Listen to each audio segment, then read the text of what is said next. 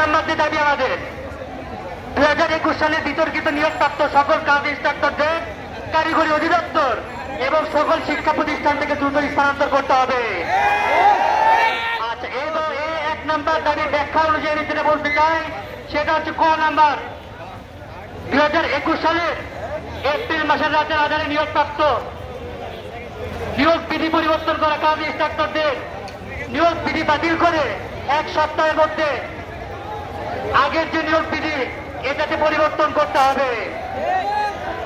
আমি এটাও বলে রাখি, তাদেরকে নিয়োগ দেওয়ার পরে নিয়োগ বিধি পরিবর্তন করা হয়েছে, সুতরাং তাদের নিয়োগ অবৈধ। আচ্ছা, 2 নম্বর খ নাম্বার 1 খ কাজ ইন্সট্রাক্টরদের জুনিয়র ইন্সট্রাক্টরে 50% পদোন্নতিতে অযৌক্তিক এবং অবৈধ মামলা প্রত্যাহার করতে হবে এবং দ্রুত আমাদের শিক্ষক সংকট দূর করতে হবে। আচ্ছা, 2 নম্বর দাবি আমাদের ডিপ্লোমা ইঞ্জিনিয়ারিং কোর্স 4 বছর মেয়াদী করতে হবে এবং প্রতি সেমিস্টার পূর্ণ মেয়াদে 6 মাস করতে হবে এবং মানসম্মত কর্মমুখী সিলেবাস প্রণয়ন করতে হবে। 2 এর ক ডিপ্লোমা ইঞ্জিনিয়ারিং কোর্সের মেয়াদে করোনা মহামারীর কারণে ক্ষতি পুষিয়ে নেওয়ার নামে যেভাবে শর্ট কোর্স থাকে 4 মাসের সেমিস্টার করে 3 বছরের কোর্স শেষ করে দেওয়ার যে রূপান্তরের অপচেষ্টা চলছে তা আজ থেকে বন্ধ করতে হবে। ডিপ্লোমা ইঞ্জিনিয়ারিং কোর্স স্বাভাবিক পূর্ণ মেয়াদ অর্থাৎ 6 মাস মেয়াদের সেমিস্টার এবং 4 বছর মেয়াদের স্বাভাবিক কোর্স চলমান থাকবে, এর কোনো ব্যতিক্রম ঘটানো যাবে না।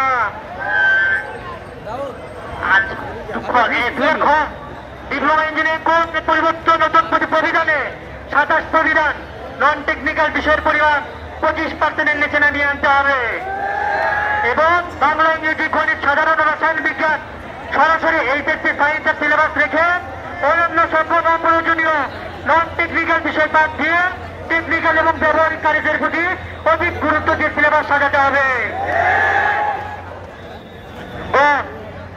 কারিগর শিক্ষার্থীদের দক্ষ হতে যেমন দক্ষ শিক্ষক প্রয়োজন এবং প্রশিক্ষক প্রয়োজন, তেমনি উন্নত মানের আধুনিক ল্যাব প্রয়োজন। তাই সকল কারিগরি শিক্ষা প্রতিষ্ঠানের ল্যাবগুলোকে বিশ্বের সাথে তাল মিলিয়ে আধুনিকায়ন করতে হবে।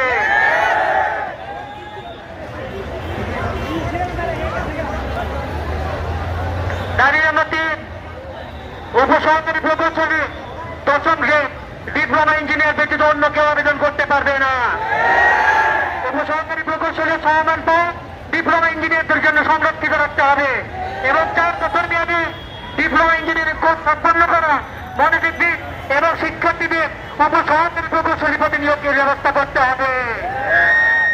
আচ্ছা, 3 এর ক নাম্বার ইদানিং লক্ষ্য করা যাচ্ছে কিছু কিছু সরকারি এবং স্বায়ত্তশাসিত প্রতিষ্ঠানে 11তম গ্রেড এবং 13তম গ্রেডে শিক্ষাগত যোগ্যতা হিসেবে 4 বছর মেয়াদী ডিপ্লোমা ডিগ্রিধারী চাওয়া হচ্ছে, যা আমাদের জন্য অপমানজনক এবং মানবাধিকার। তাই এই বিষয়ে প্রয়োজনীয় ব্যবস্থা গ্রহণ করতে হবে। 3 এর খ এছাড়া প্রাইভেট প্রতিষ্ঠানে ডিপ্লোমা ডিগ্রিধারীর অবস্থা পদমর্যাদা এবং বেতন খুবই অপমানজনক। বাংলাদেশের অভ্যন্তরে বেসরকারি শিক্ষা প্রতিষ্ঠান সময়ে শিক্ষানিবেশকাল শেষে কমপক্ষে সরকারি বেতনের প্রথমের ভিত্তিকে সমপরিমাণ বেতন দেওয়ার ব্যবস্থা করতে হবে। আমরা এটা জোর জানাচ্ছি, কারণ আমরা ডিপ্লোমা ইঞ্জিনিয়াররা উচ্চশিক্ষার জন্য সুযোগ পাই মাত্র 630 জন সরকারিভাবে এবং বেসরকারি যারা সুযোগ পায় এবং বাদ বাকি আমাদের প্রতি বছর প্রায় 4 লক্ষ ডিপ্লোমা ইঞ্জিনিয়ার ছাত্র বের হয় ইনস্টিটিউট থেকে। তার মধ্যে মাত্র 630 জন স্টুডেন্ট আমাদের উচ্চশিক্ষার জন্য সুযোগ পায়। বাকি স্টুডেন্টরা কোথায় যায়?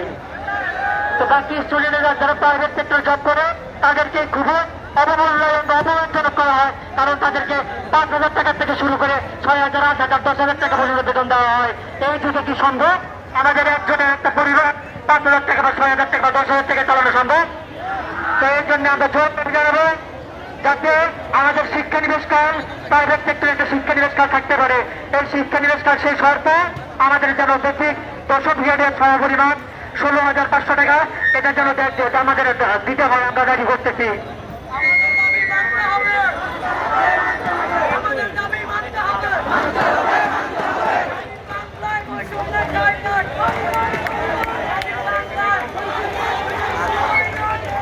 আচ্ছা, 3 এর গ সকল টেকনোলজি ডিপ্লোমা প্রকৌশলীদের কর্মক্ষেত্র বৃদ্ধি করতে হবে এবং সকল টেকনোলজির কর্মক্ষেত্রে পর্যাপ্ততা নিশ্চিত করতে হবে।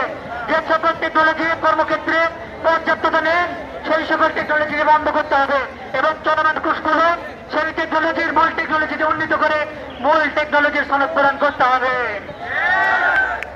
আচ্ছা, 4 নম্বর দাবি আমাদের কারিগরি শিক্ষা বোর্ড সংস্কার করে কারিগরি সেক্টর পরিচালনায় কারিগরি শিক্ষা বহির্ভূত কোন জনবল থাকতে পারবে না।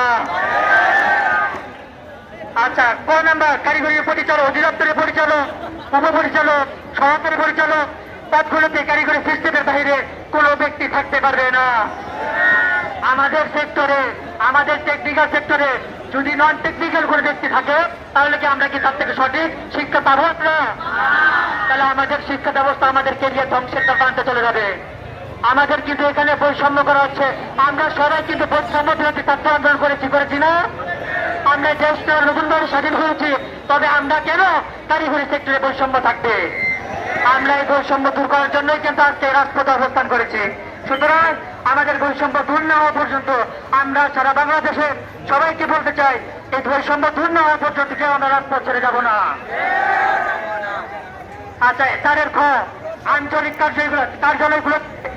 কার্যালয়গুলোর পদগুলোতে কারিগরি সিস্টেমের বাইরে কোনো ব্যক্তি থাকতে পারবে না।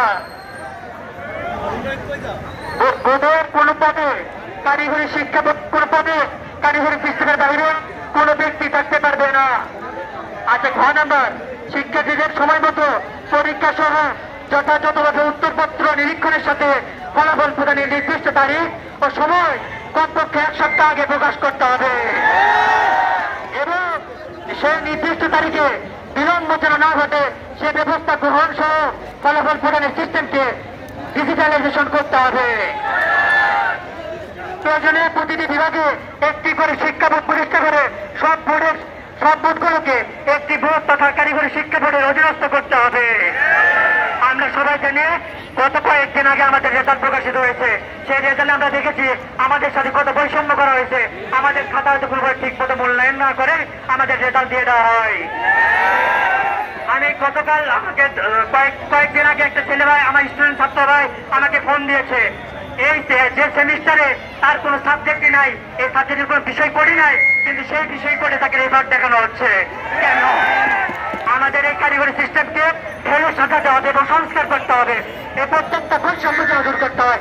আপনারা সবাই জানেন যে কিছুদিন আগেও কিন্তু আমাদের কারিগরি শিক্ষার চেয়ারম্যান উনি কিন্তু আমাদের যে সার্টিফিকেট জালিয়াতির সাথে জড়িত হওয়ার কারণে সে এখন কারাগারে রয়েছে।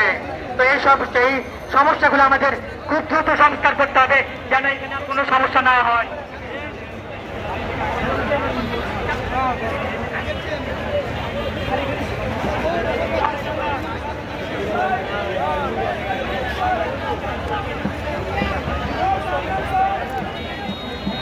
হ্যালো, আচ্ছা, আমাদের দফা 5 কারিগরি শিক্ষা অধিদপ্তরের বিতর্কিত নিয়োগ বিধিমালা সংশোধন করে সকল শূন্য পদে কারিগরি জনবল নিয়োগ করতে হবে এবং নিয়োগের মাধ্যমে সকল polytechnic institute technical school and college শিক্ষক সংকট দূর করতে হবে।